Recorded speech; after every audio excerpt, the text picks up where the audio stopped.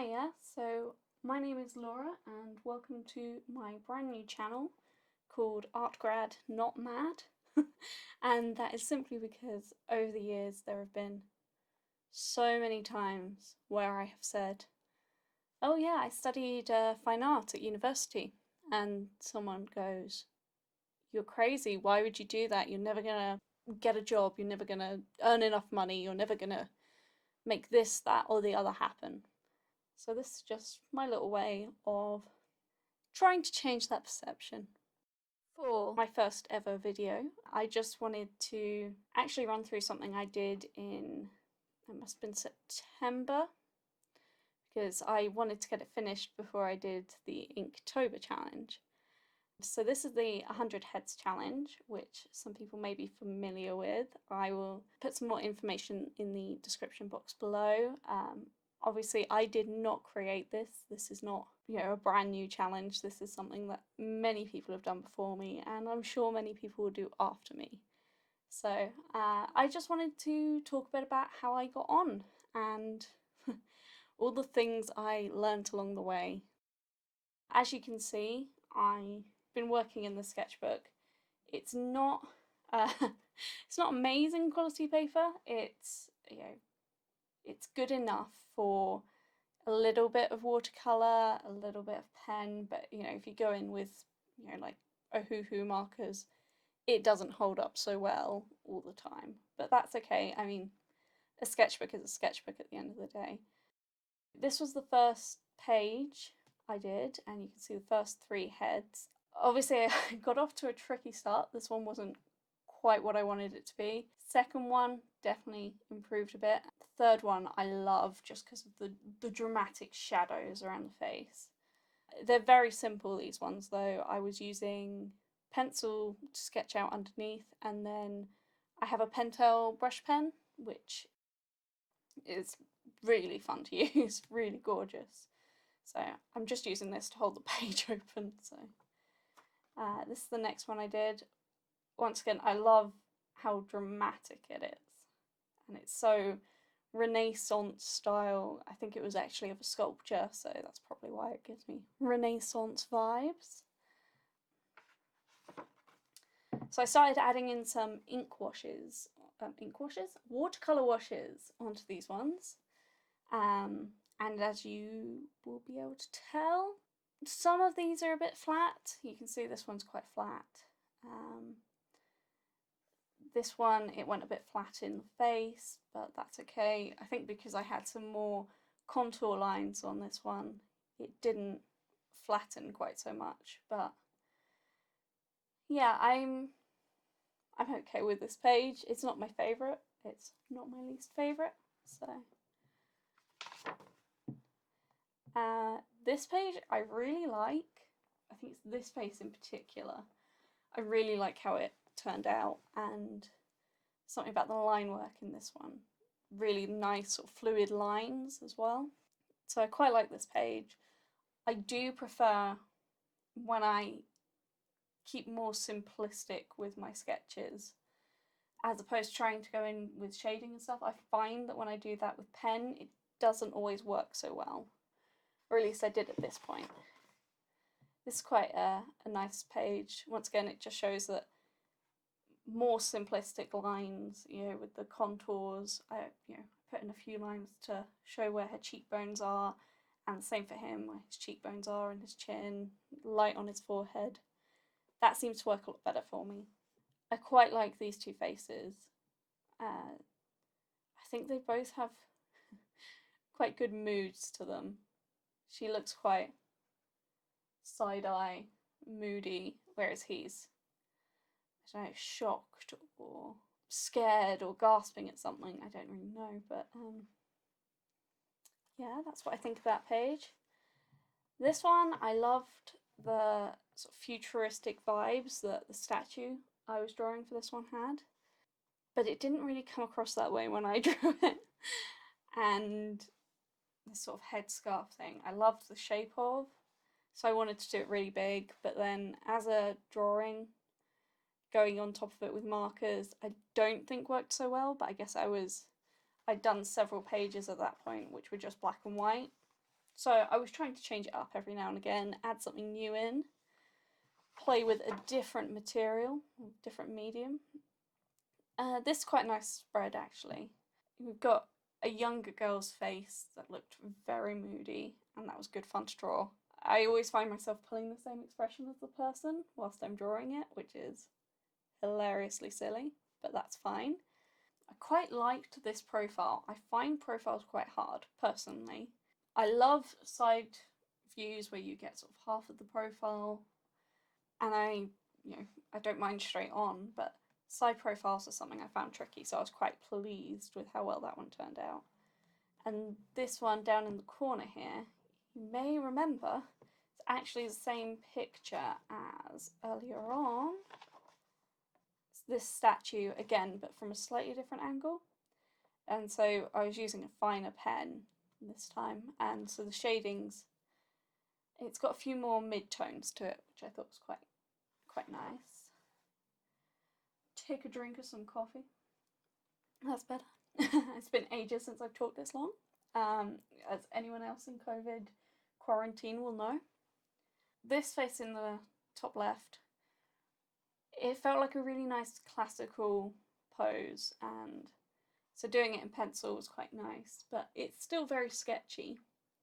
I'm not too happy about how heavily I outlined her lips, but things like that, which when you're just practicing in your sketchbook, it's fine. It's when you want to show someone or get critique, those are the things that will get picked up on by other people. This face, I'm not so sure about. There's something about the lips. The nose is very flat. I wasn't too happy with him. I think I then, when I did the next two, I was trying to get out of sort of the slump. Sometimes you do one bad one and you're like, oh gosh, I've got to move on from that. I need to try and build myself back up again. So this one, loved. This one's strange. I can't remember whether it was actually a doll or not that was the reference image for this one. I'll have to go back and have a look. But it came out looking really odd and something slightly surreal and weird about it. I think it's that kind of uncanny valley on whether it is a doll face or not. I'm not too sure.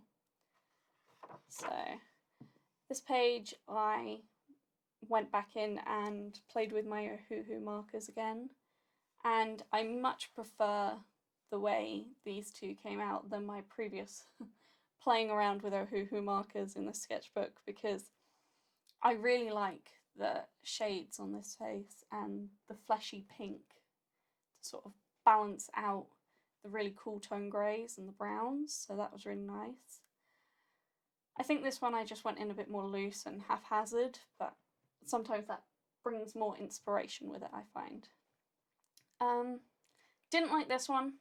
Not a big fan at all, but it was, I tried something different, it didn't work. That's okay, I moved on. This one I like a bit more, but I'd definitely say I prefer these two. On this page, there we go. So I went back with the pencil sketches again. As you can see, like I said, not the most amazing quality paper because it bleeds through, but it's okay, it's a sketchbook. Anything can happen in a sketchbook. It's for you. This one didn't quite turn out right.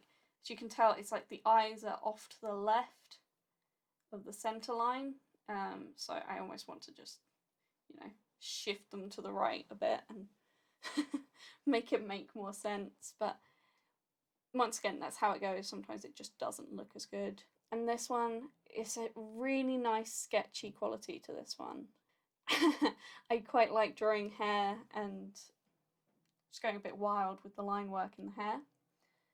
At this point I was still doing the usual, draw a vague face shape, an oval or whatever, and then do the midline, line for centre where the eyes will be, line for the nose, line for the mouth. Now that changes throughout, and I've now almost developed my own version of that works for me. Quite early on still, I'm only at 28 out of 100, so haven't quite got there yet, but you will see I will try and explain later.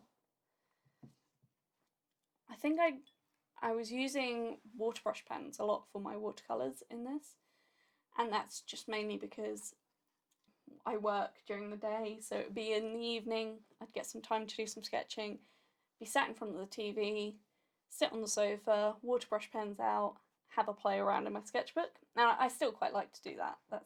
It's something quite cosy about being on the sofa, wrapped up in a blanket and just sketching away.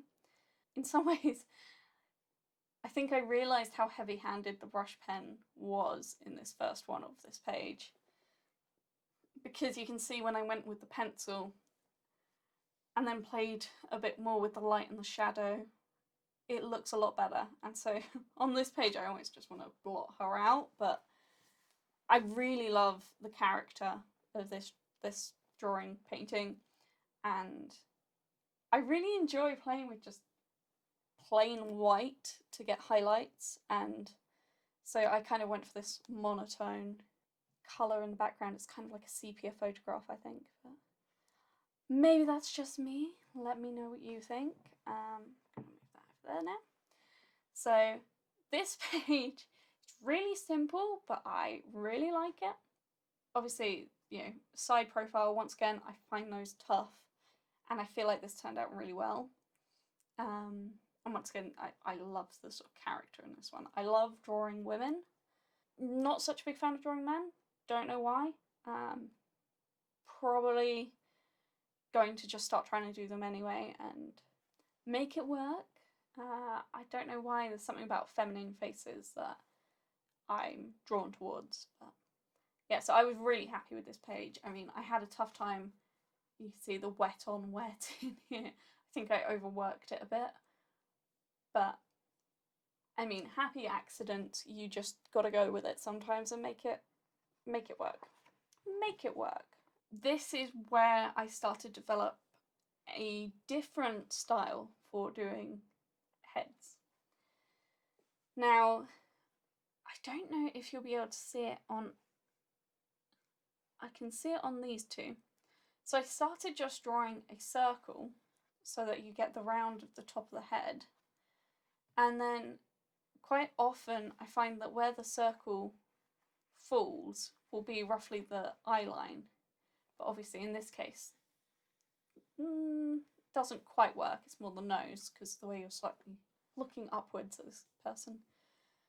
And for some reason, starting with a circle and then using that to map everything out from, you know, a circle, then putting a bit of the hairline, then the midline for the nose, then the line across the eyes. That works for me. Let me do a quick demonstration on this side, just so you can see exactly what I'm talking about. So I do a circle. Now obviously I have no reference picture at the moment, so this is going to be very odd. I would map in the top of the head, maybe something of a hairline, and then bring in a midline. This might be where the eyes are. Oh, this is really sketchy, really sketchy, and looks awful because I'm trying not to put my head in the frame of the camera. But you can see from there, I've then ended up still with a face shape. I don't know, something about it just developed and worked for me. But you have to fiddle around with these things and find your own method. Now, some of the heads in the 100 Heads Challenge get a bit wacky and wild, and something about these ones, I was not excited for these. Like I say, I like drawing beautiful women or pretty faces. I'm not I'm not normally looking at weird statues and you know, unusual caricatures of people.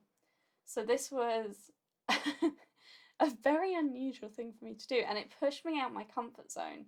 And that's part of why I was going in with these sort of harsh lines. I was trying to find some confidence. I think after I'd sort of sketched it in lightly, I was like, okay, right, let's make this look like I knew what I was doing. And it's kind of a fake it till you make it sort of thing,